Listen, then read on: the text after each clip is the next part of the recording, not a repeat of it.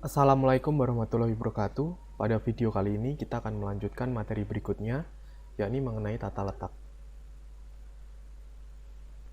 Ibarat memasak menu yang spesial, ada komposisi bahan-bahan, serta cara meramu yang khusus dalam menghasilkan hidangan yang lezat.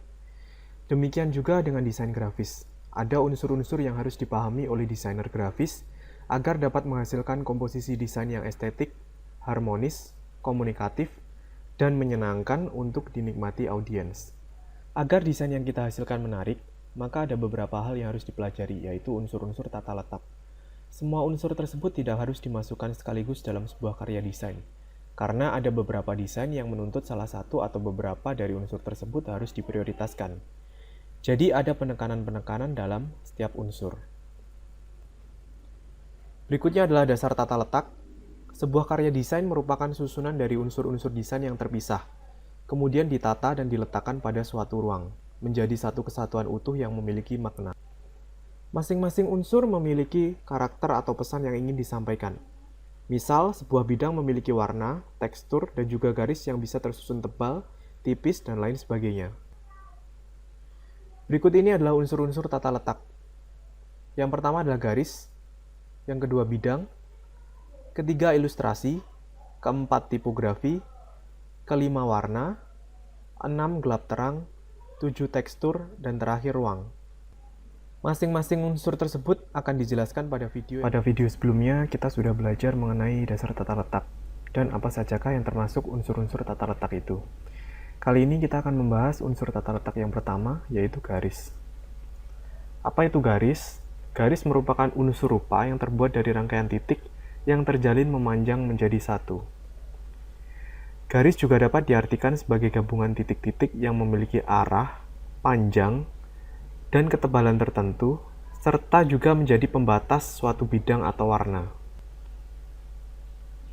Selanjutnya ada macam-macam garis. Yang pertama, macam garis berdasarkan orientasi. Yang pertama, garis horizontal memberikan kesan sugesti, ketenangan, atau hal yang tak bergerak. Yang kedua, vertikal memberi kesan stabilitas, kekuatan, atau kemegahan.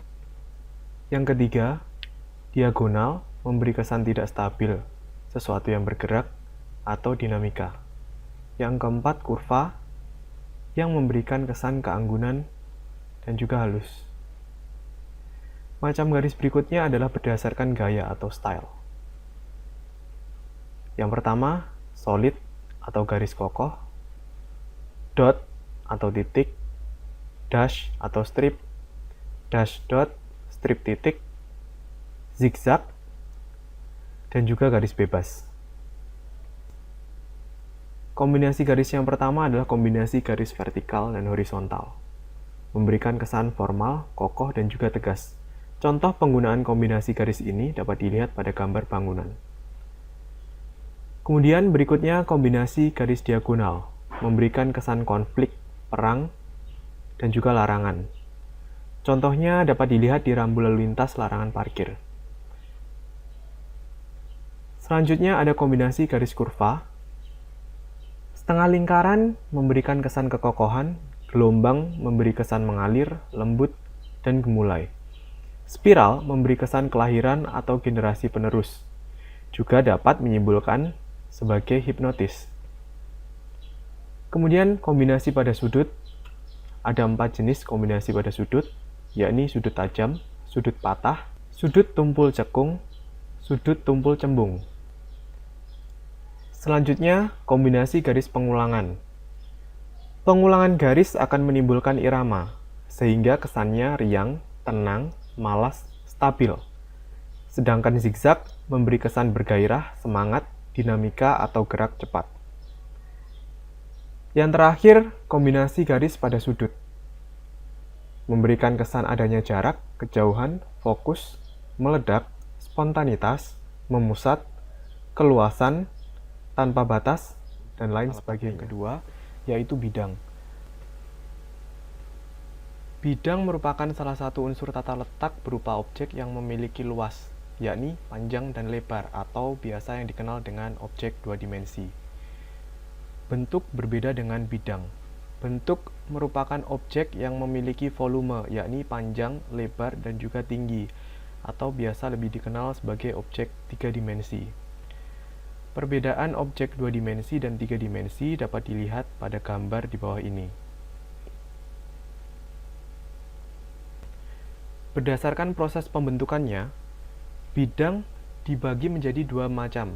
Yang pertama adalah bidang alamiah, yang kedua adalah bidang buatan. Bidang alamiah contohnya bidang lapangan atau taman, bidang sawah, bidang langit, dan juga bidang laut.